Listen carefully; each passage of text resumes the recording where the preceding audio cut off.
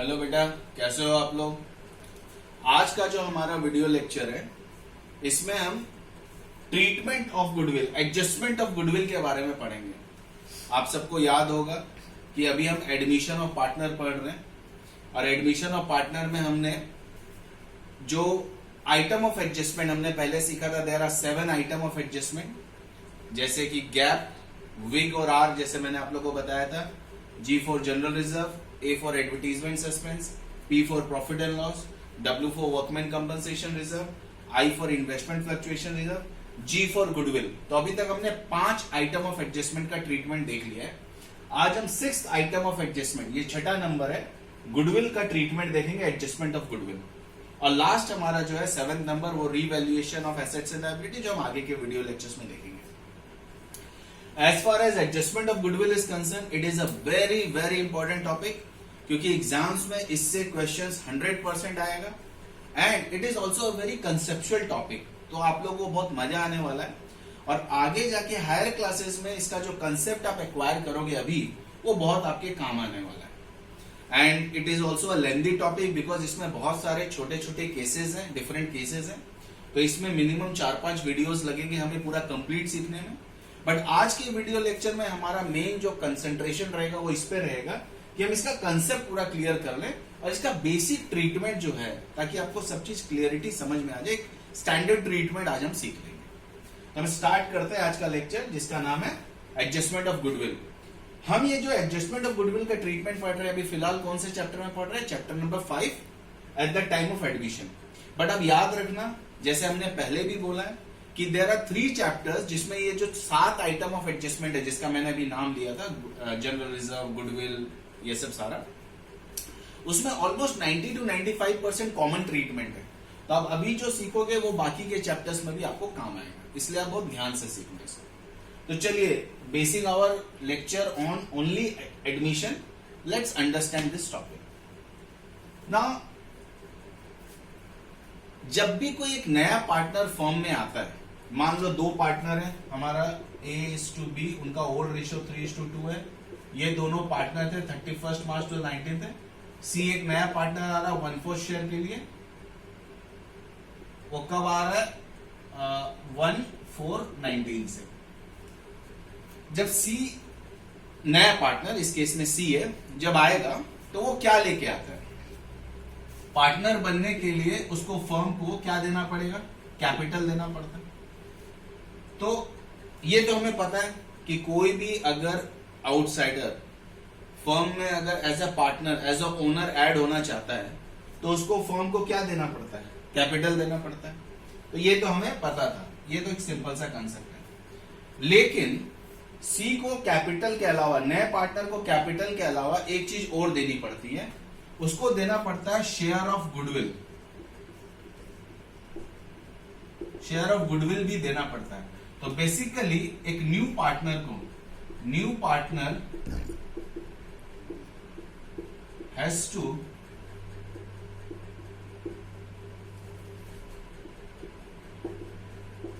give, new partner has to give capital and share of goodwill also। अभी ये share of goodwill का ही हम जो ट्रीटमेंट पढ़ेंगे, उसको हम एडजस्टमेंट ऑफ गुडविल बोलते हैं। नाउ, कैपिटल का कंसेप्ट तो सबको क्लियर है कि कैपिटल उसको क्यों देना पड़ता है, क्योंकि एक सीधी सी बात है, जो ए और बी हैं, इन्होंने मेहनत करके एक बिजनेस बनाया है और 31 मार्च तक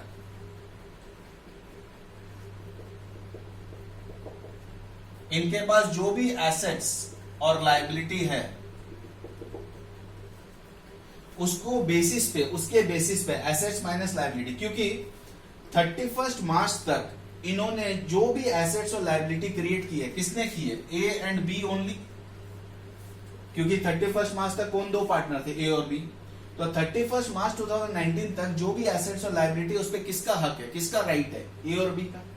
लेकिन एक दिन के बाद से, नेक्स्ट डे से, 1/4/2019 से अब सी भी ऐड हो जाएगा और सी भी बोलेगा कि भाई अब एसेट्स और लायबिलिटी में मेरा भी राइट है। तो वो राइट को, सी को वो राइट एक्वायर करने के लिए क्या देना पड़ेगा? कैपिटल देना पड़ेगा। तो बेसिकली कैपिटल किस चीज का पेमेंट होता है? जो नया पार्टनर कैपिटल लेके आएगा वो किस चीज का पेमेंट होता है? To acquire the right in assets and liability, net assets, assets minus liability, to acquire the right in net assets and also to share the future profit of the firm. तो capital actually एक contribution होता है, वो जो भी assets and liability ए और B ने create किए तो उसमें सी का शेयर भी आ जाए, उसके लिए वो कैपिटल देता है। तो एक सिंपल कैलकुलेशन होता है, 31 मार्च के हिसाब से एसेट्स माइनस लायबिलिटी करते हैं, नेट एसेट्स, उसके बेसिस पे प्रोपोर्शनेटली हम जनरली सी का कैपिटल फाइंड आउट करते हैं। ये प्रैक्टिकली जो होता है वो मैंने आपको बताया। आपके क्वेश्चंस में मोस्टली सी का कैपिटल दिया हुआ रहेगा कि सी इतना कैपिटल लेके आ रहा है। तो कैपिटल को लेके हमें ज्यादा कोई ट्रीटमेंट सीखने की जरूरत नहीं है, बस ये कंसेप्ट याद रखना कि सी जो कैपिटल लाता है बेसिकली फ्यूचर में जो एसेट्स और लायबिलिटी होंगे उसको शेयर कर सके और फ्यूचर का शेयर प्रॉफिट शेयर कर सके, उसके लिए वो कैपिटल देता है। ये तो क्लियर है ना। क्वेश्चन है ये शेयर ऑफ गुडविल क्यों लेके आएगा? शेयर ऑफ गुडविल का मतलब पहले समझो होता क्या है। ए और बी ने बहुत मेहनत करके कई सालों तक अपना एक नाम जमा किया है, उसको हम क्या बोलते हैं? रेपुटेशन, मॉनेटरी टर्म में क्या बोलते हैं? गुडविल। अब ये सी 1 तारीख से जब ऐड होगा तो वो ए और बी की कमाई हुई गुडविल को भी इंजॉय करेगा, शेयर करेगा। तो उसके लिए सी क्या करेगा? ए और बी को पैसे लाके देगा उसके गुडविल का शेयर का। तो आप बोलोगे सर गुडविल तो एसेट्स में लिखा हुआ रहेगा, उसका तो शेयर वो ऑलरेडी कैपिटल के तौर पे दे रहा है। यही तो आप लोग का कंसेप्ट यहां पर आपको देखना है। ये जो गुडविल है ना, ये एक बहुत ज्यादा कंट्रोल्ड एसेट्स है। कंट्रोल्ड एसेट्स मतलब इसमें बहुत ज्यादा रेगुलेशंस लगे हुए हैं। गुडविल को हम अकाउंटिंग स्टैंडर्ड 26 के हिसाब से पढ़ते हैं। देखो गुडविल, आपने वैल्यूएशन ऑफ गुडविल का चैप्टर पढ़ा था, उसमें क्या देखा था कि गुडविल को हम लोग मार्केट से जनरली इस तरह से नहीं खरीदते लाइक नॉर्मली दूसरे एसेट्स को जैसे खरीदते हैं। तो इसको हम बुक में वैल्यू करते हैं। अलग अलग तरीके होते हैं वैल्यूएशन के, average profit method, super profit method, capitalisation method. तो गुडविल को लेके there can be a lot of window dressing. Goodwill को लेके वैल्यूएशन बहुत ज्यादा वेरी कर सकती है और बिजनेस में एसेट्स और लायबिलिटी की वैल्यू बहुत वेरी हो सकती है बिकॉज ऑफ गुडविल। तो उसको लेके अकाउंटिंग स्टैंडर्ड 26 ने कुछ रूल स्पेसिफाई कर दिए हैं। Accounting standard 26 deals with contingent assets and liabilities and intangible assets. Goodwill एक तरह का इंटेंजिबल एसेट्स है, इसीलिए वो अकाउंटिंग स्टैंडर्ड 26 से गवर्न होता है। अब ये प्रोविजन पहले समझ लो तो आपको ये शेयर ऑफ गुडविल का कंसेप्ट समझ में आ जाएगा। फिर इसका ट्रीटमेंट देखेंगे। अकाउंटिंग स्टैंडर्ड 26 बोलता है कि गुडविल 2 तरह की होती है। As per accounting standard 26 there are 2 types of goodwill. Number 1 is purchase goodwill, another is self generated goodwill.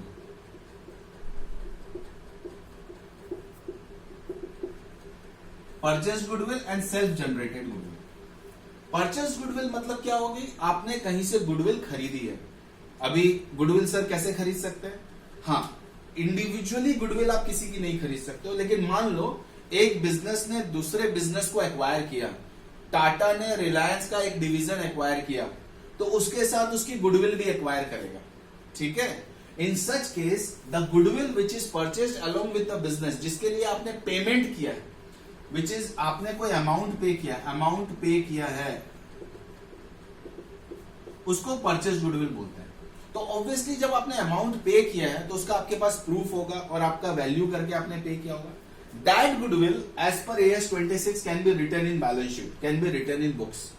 कौन सी गुडविल बुक्स में लिख सकते हैं as per AS 26? Purchase goodwill.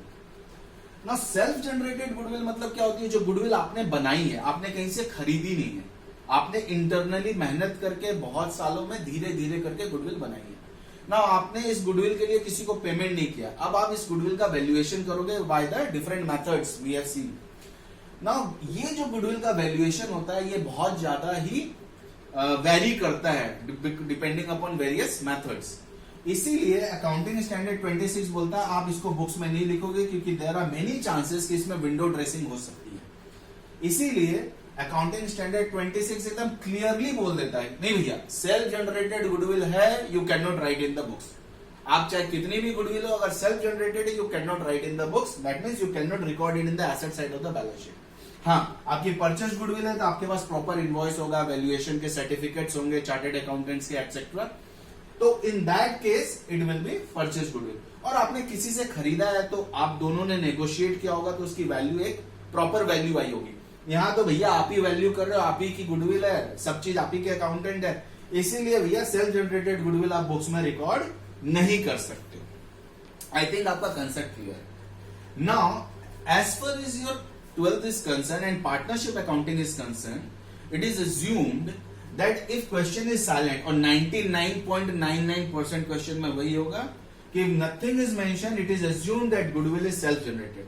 I must tell 100%, ठीक है, ऐसा कोई रेयरली क्वेश्चन आएगा कि जिसमें परचेज गुडविल होगी, बट अगर एक दो क्वेश्चन ऐसे होंगे तो हम बाद में देखेंगे। फिलहाल आप ये दिमाग में बिठा लो कि हमारा जो पार्टनरशिप में गुडविल होगा वो सेल्फ जनरेटेड होगा। परचेज गुडविल के एक दो क्वेश्चन हम बाद में देख लेंगे, बट मोस्टली वो नहीं आते एग्जाम्स में। तो सेल्फ जनरेटेड गुडविल क्या होगी? वो गुडविल जो हमने कहीं से खरीदी नहीं है, और एज पर अकाउंटिंग स्टैंडर्ड 26 हम उसको बुक्स में नहीं लिख सकते हैं। अकाउंटिंग स्टैंडर्ड 26 ने क्लियरली मना कर दिया है कि आप बुक्स में नहीं लिख सकते।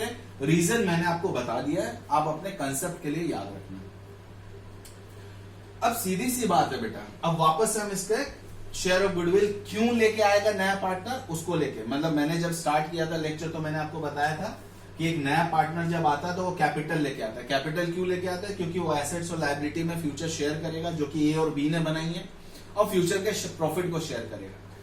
लेकिन फिर मैंने बोला था वो कैपिटल के साथ साथ शेयर ऑफ गुडविल भी लेके आएगा। कौन सा गुडविल का शेयर? जो ए और बी ने गुडविल बनाई है, सेल्फ जनरेटेड गुडविल जो ए और बी ने बनाई, उसका शेयर वो अलग से देगा। उसको समझाने के लिए मैंने क्या यूज किया है? AS 26 का कंसेप्ट यूज किया है। AS 26 बोलता है कि अगर परचेज गुडविल है तो वो बुक्स में लिखेंगे, सेल्फ जनरेटेड है तो नहीं लिखेंगे। और आपके कोर्स में पार्टनरशिप में मोस्टली कौन सी गुडविल है? सेल्फ जनरेटेड है। तो अभी हम सारा ट्रीटमेंट जो सीखेंगे आज की क्लास में, आगे की क्लास में, सब सेल्फ जनरेटेड गुडविल का कंसेप्ट लेके समझेंगे।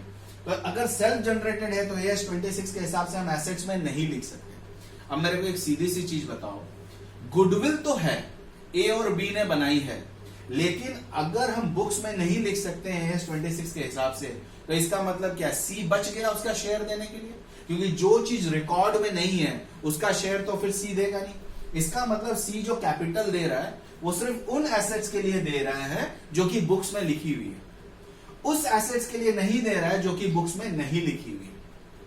ठीक है, तो हमारे पास एक ऑप्शन है कि सी के आने से पहले हम वो एसेट्स लिख दें। अगर एसेट्स हम बैलेंस शीट में लिख देंगे तो वो आ जाएगा, फिर उसका इफेक्ट से हम कैपिटल मांग लेंगे। बट AS 26 बोलता है गुडविल बुक्स में नहीं लिख सकते। ठीक है, तो हम यहां क्या करेंगे?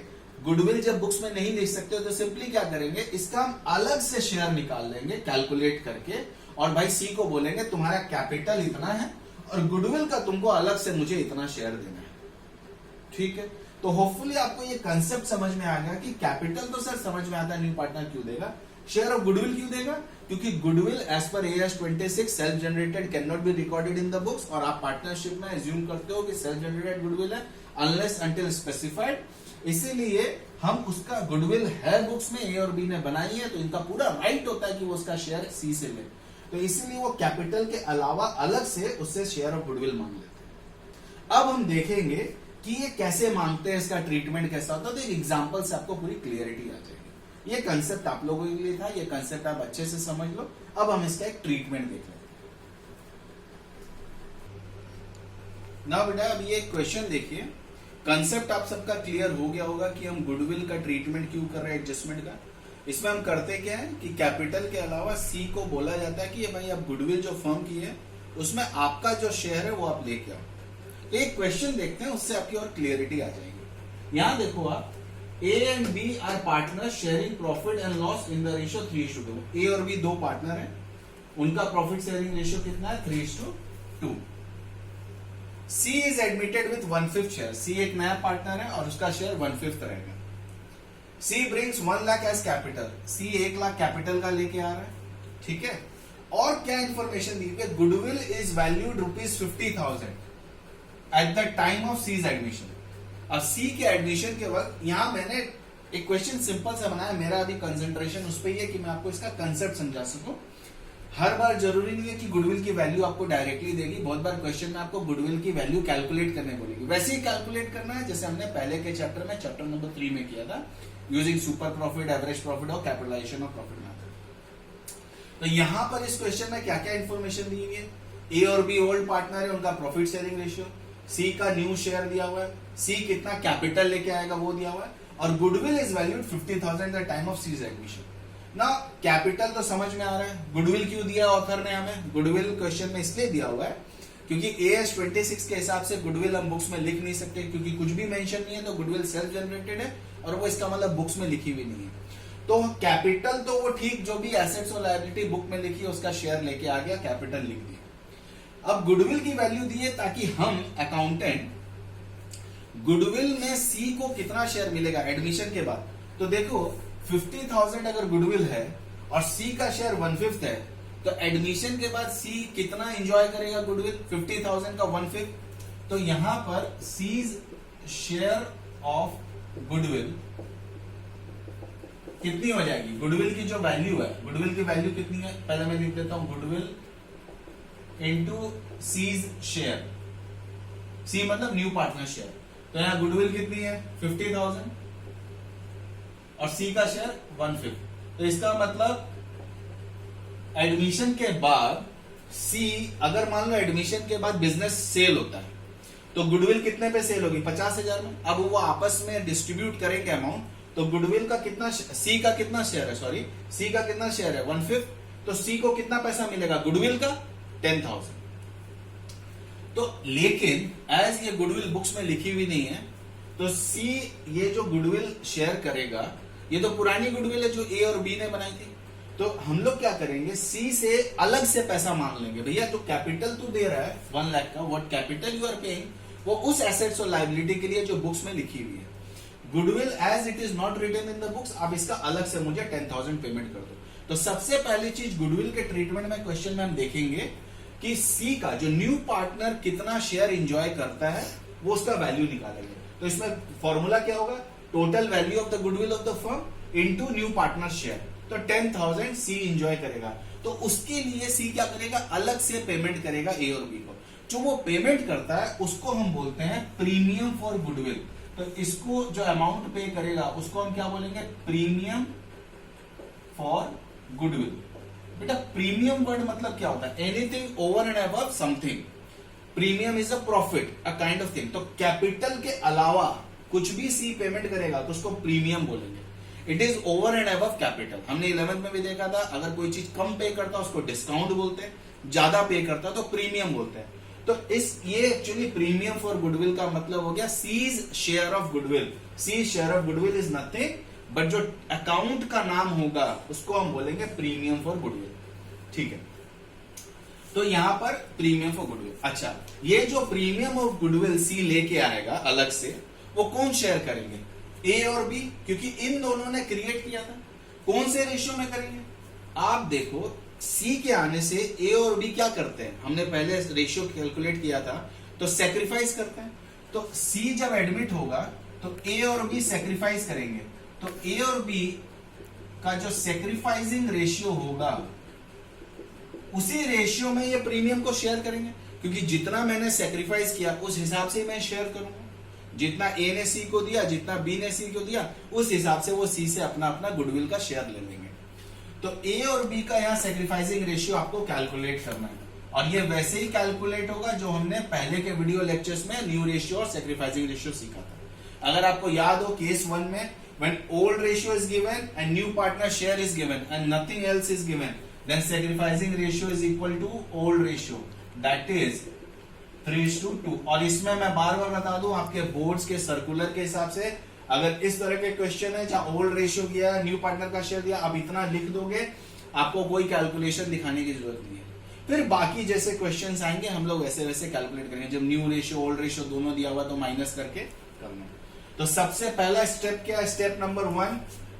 स्टेप नंबर 1 क्या है, न्यू पार्टनर का शेयर निकालो गुडविल में, जिसको हम प्रीमियम फॉर गुडविल बोलते हैं। सेकंड, आप सेक्रीफाइसिंग रेशियो निकालो, क्योंकि जो नया पार्टनर शेयर लेके आएगा वो ए और बी आपस में शेयर करेंगे, गुडविल का शेयर लेके आएगा और बी आपस में। नाउ फाइनल स्टेप है गुडविल का शेयर निकालने के बाद और सेक्रीफाइसिंग रेशियो निकालने के बाद we have to pass the journal entry. Journal entry हमेशा याद रखना फर्म की बुक में पास होगी। तो सबसे पहली चीज सी क्या लेके आ रहा है, कैपिटल और प्रीमियम फॉर गुडविल लेके आ रहा है। तो लेके आएगा मतलब in the form of cash लेके आएगा। तो फर्म में क्या आ रहा है, कैश आ रहा है, और हमने सीखा था डेबिट व्हाट कम्स इन। तो पहली एंट्री होगी cash account debit to C's capital, जो कैपिटल लेके आएगा वो क्रेडिट होगा। और कैपिटल के अलावा सी क्या लेके आ रहा है, प्रीमियम फॉर गुडविल, और premium for goodwill is a gain for the firm, तो वो क्रेडिट हो जाएगा। तो हम लिखेंगे प्रीमियम फॉर गुडविल।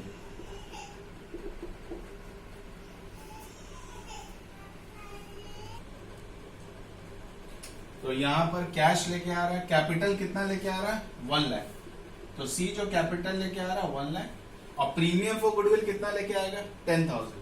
तो टोटल अमाउंट कितना आएगा 1,10,000। कैपिटल में 1 लाख जो क्वेश्चन में दिया हुआ है, और प्रीमियम फॉर गुडविल जो हमने यहाँ कैलकुलेट किया। ये पहली एंट्री जो कैश लेके आ रहा है। अब बेटा ये जो कैपिटल है वो तो सी का है, वो सी का बिजनेस में रहेगा, जब तक बिजनेस में सी रहेगा तब तक। लेकिन ये जो प्रीमियम फॉर गुडविल जो सी लेके आया है वो एक्चुअली उसको किससे मिला है, ए और बी से। तो हम ये प्रीमियम फॉर गुडविल जो सी लेके आ रहा है वो ए और बी के अकाउंट में डिस्ट्रीब्यूट कर देंगे, उसको हम खुला नहीं छोड़ेंगे। We will not keep this open, क्योंकि वो प्रीमियम फॉर गुडविल ए और बी ने सेक्रीफाइस किया, तो उनके अकाउंट में हम डाल देंगे, ताकि बाद में ये प्रीमियम अगर नॉन डिस्ट्रीब्यूटेड रहा तो सी भी इसमें से फिर शेयर मांगेगा, which will be a wrong effect. इसीलिए इमीडिएटली हम प्रीमियम को क्लोज कर देंगे। और ये एक नॉमिनल अकाउंट भी आप याद रखना, इट्स अ गेन, तो जिसका गेन है उसको हम डिस्ट्रीब्यूट कर देंगे। तो नेक्स्ट एंट्री क्या होगी, प्रीमियम फॉर गुडविल अकाउंट, जितना क्रेडिट किया था उतना डेबिट, और जिसने जिसने सेक्रीफाइस किया है, यहां ए और बी सेक्रीफाइस कर रहा है, तो A is capital to B is capital. और हमेशा याद रखना सेक्रीफाइसिंग रेशियो में जाएगा, सेक्रीफाइसिंग पार्टनर के अकाउंट में जाएगा। कितने रेशियो में, 3:2 में। तो 10,000 डिवाइडेड बाय 5, 3 2 जा 6, 2 2 जा 4। ये आपका ट्रीटमेंट है। First treatment is for the cash brought in by C as capital and premium for goodwill. Capital C का है तो उसके अकाउंट में रहेगा जब तक पार्टनर है सी। और premium for goodwill is a gain for the firm which has been given by A and B. तो वो जो ए और बी का शेयर है वो आपस में डिस्ट्रीब्यूट कर लेंगे सेक्रीफाइसिंग रेशियो में, दैट इज 3:2 में। अगर इसको हम डिस्ट्रीब्यूट नहीं करेंगे तो बाद में सी भी उसमें से शेयर मांगेगा, क्योंकि सी भी अब एक पार्टनर हो गया। इसलिए ऐसा कोई डिफिकल्टी बाद में ना हो, कंफ्यूजन बाद में ना हो, इमीडिएटली हम उसको ट्रांसफर करके क्लोज कर दें। So this was a basic question with related to adjustment of goodwill, just to clear your concept. आगे के वीडियो लेक्चर्स में हम इसके different types of advance level of questions देखेंगे। That's all for